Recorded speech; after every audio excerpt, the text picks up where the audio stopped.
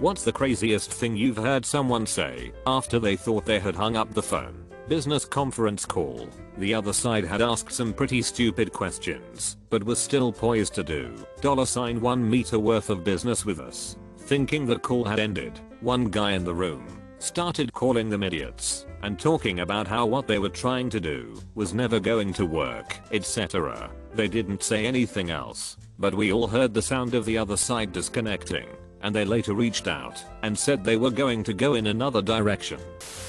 I work at a children's hospital, and anything serious like a code blue is called out hospital-wide over the loudspeakers by dialing a specific phone extension.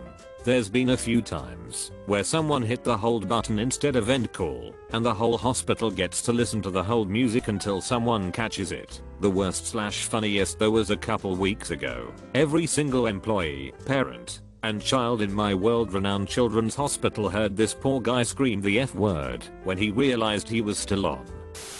I was FaceTiming my parents shortly after I started dating my now wife. I'd had quite a dry spell and hadn't dated anyone for a couple years. So I mentioned we were dating on the call and they were happy for me. We ended it and I just put my phone down to grab something without ending the call. Apparently my mom did too, because after a few seconds I heard her say, "Well, I'm glad he's being intimate now." Awkward, but also I'm glad my mom is looking out for me. That stupid guy fell for it. This from a student's parent while I was excusing their kid from an assignment they missed because their grandmother just died. She hadn't. Still, the kid wouldn't pass the class under any circumstances because he was a complete knob. Once I talked to his parents I knew why, so he still failed the class even without the assignment. So I know one of us was a stupid guy, just not sure it's the same person they think it is. I have a not muted story. WebEx. 500 people on the call, right when everyone was getting used to working remotely. Whoever set it up didn't mute the audience by default. The chaos was amazing. Dozens of people simultaneously unmuted and going about their lives. Dogs barking, kids crying, kitchen utensils clanging, the call leaders pleading for people to mute themselves. My favorite part was when they had things mostly quiet, about 5 people were still unmuted, including one guy who thought he was muted who yelled, "Jesus Christ people, mute your phones." Before realizing he was not on mute, they threw in the towel and ended the 1.5-hour meeting after 15 minutes. I had a job where I was in a position to write off a substantial phone bill, which the customer said was because her mother was dying overseas and she had dementia and needed to hear things in her voice to believe anything, including doctor's instructions. She was heartbroken and sobbing about how, if she had the kind of money to pay this phone bill, she would have just gone back to her country because the flight would have cost less. She was right about that. I wrote off the entirety of the phone bill. She cried like a jilted lover in a rom-com and said people like me are angels from God, etc. After I wished her a good evening and she thought the call was ended, she says to someone in a perfectly normal voice back, quote, "Well, that worked." Not a crazy story, but I had just finished talking to a client over the phone. We say our goodbyes. Then I hear her ask, "Are you wearing pants today?" I wasn't sure how to answer that, but I figure she was jokingly asking because everyone just started working from home due to COVID. I just replied yes. She then burst out laughing, trying to explaining that she thought she had already hung up and she was actually asking her husband that question. We laughed about it for about 3 minutes before we actually hung up. Not quite the same, but my parents told me a story about a long-term house guest that was problematic and difficult. When she finally walked out the door, apparently the relief was so great that my parents and older siblings started dancing around declaring happily, "She's gone. She's gone," only to look up and see her standing in the doorway again. She had come back in to retrieve her umbrella by the door and had heard everything, and that's why for many years my parents would joke, "Don't forget your umbrella to departing guests." Something like this happened to me once. For a winter, I rented a room in a house with a couple that seemed really mismatched to me. One of them was way dumber than the other and maybe a little vaguely inappropriate with me, both of which I kind of called them out on a few times during my time there. I didn't really get how they could stay together and seemed so content with each other. They never argued when I was living there, had been together for 5+ years. and were engaged. When I left at the end of the season, I got to my car and realized I'd left one of my baking dishes there. Opened the front door and they were in the middle of a screaming match. No idea what it was about. Anyway, they broke up like 2 months later, and the dumb one got straight up married to another person within 6 months. Mine was a butt dial, not a failure to hang up. My parents are divorced and remarried. When I was 17, I lived with my mom and would see my dad on the weekends. I knew that my dad and stepmom were possibly trying to have kids, but they hadn't really said much to me about it. I got an accidental call from my dad while they were breaking the pregnancy news to my stepmom's parents. I answered and I could hear my step-grandmother saying congratulations and we are so happy for you both. I listened for a couple minutes and was able to put together what the congratulations was about. My dad and stepmom told me about the pregnancy the next time I saw them, and I acted surprised. I didn't want to ruin it for them. I didn't tell them until years later that I had found out about my future brother from inside my dad's pocket. Last year, my job was monitoring call quality, so I would usually listen to phone agents in real time. In one instance, there was a caller that was simply not understanding what was being said. After the agent got off the phone with him, there was a 3-second window where I can still hear the agent scream, "Jesus, screw him." Didn't mark them for it as the call had technically ended at that point. Another time where someone placed a caller on hold, but because of how the phone system works I can hear the agent, even if the caller is hearing music. She placed the caller on hold to call her sister and plan a vacation.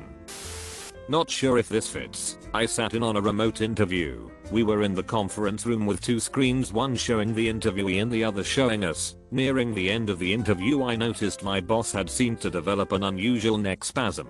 He would face the screen, then suddenly look to the side, then face the screen again. At the end of the interview, as the candidate was exchanging thank you etc, I leant over and asked if my boss was okay. His answer was just loud enough to be picked up by the microphone. If you twist fast enough you can see your own ear. Needless to say, the job offer was not accepted. My mill had a new boss who hated her. She was about 3 years from retirement, and she felt like he was trying to push her out early, so she lose part of her pension etc. She asked me to check her answering machine while she was gone after her mother died, and let her know if anything important came in, and to water her plants. The 3rd day or so I'd been there was a message from this boss giving his condolences. Then you could hear the click where he thought he'd hung up, but must have placed the receiver just wrong and was still on the line. He ruthlessly made fun of her with his wife for the next 5 minutes before saying oh, shh, and hanging up. She was at a really low point in her life, and I didn't have the heart to tell her or leave the message on the machine. It would have absolutely crushed her, but I did record it and then I deleted it from her machine. Then I called that guy and told him what I had, why I wasn't telling her right now, but absolutely would if needed in the future, and told him I'd better hear nothing but how wonderful work was going for her and how well she was treated until she retired. I told him I didn't even understand what a piece of shit had to be to talk about someone like that behind their back, and especially at such a time in their life. And that's exactly what happened. She had a wonderful last few years and figured that her mother dying had opened him up to treat her kindly and with respect. That was 20 years ago, and I never told her and never will. I wouldn't want to ever take those last few years there away from her. I called a service provider who was supposed to order certificates of good standing from a state and they were late in sending them over. They told me there was a delay at the state's office and gave me a new estimate. They forgot to hang up, and I heard them telling their coworker that they'd completely forgot to send in the time-sensitive request in the first place. Never use them again. I was working in a call center for some time, so I'd be calling around 30 to 40 people per day, which is exhausting work. There was this one particular call I still remember very clearly. It wasn't crazy, but the situation was rather unexpected. So, I'd be calling a woman about the end of her 30s. We'd have the usual chat, and she was readily replying to my questions, sometimes giggling and doing conversation outside the topic at hand. She was in a room with her daughter. When we ended the chat, I thanked her for her time and said my goodbye. A few seconds after that, she apparently thought I had already hung up and said to her daughter, "My goodness, He's got the most pleasant voice. I was smiling beams for the rest of the day and did enjoy the work much more for the rest of the week. My best friend at the time had been conducting a year-long prank on me in middle school when I was too stupid to know any better.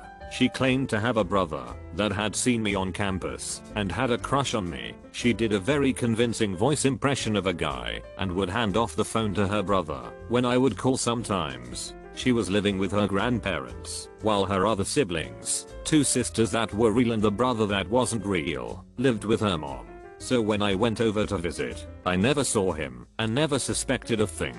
One day I was talking to this fake brother and it was starting to get a little intimate. I was a romantic. What can I say? He abruptly tried to end the call and thought he had when I heard my best friend say, "That was close. She almost got me." I proceeded to correct her and didn't talk to her for months. Later on, due to other events I won't get into, I suspected she was a lesbian who actually had a crush on me and was in denial. Don't know where she is now, and it's been years since I've heard from her. Not really crazy, but my grandparents would always call me from 2 different phones in their house, so we could all talk. When they'd get my voicemail and leave a message, instead of hanging up they'd talk to each other. Usually silly things like what's for dinner and stuff like that, but it always made me smile. I wish there had been a way to keep them back then.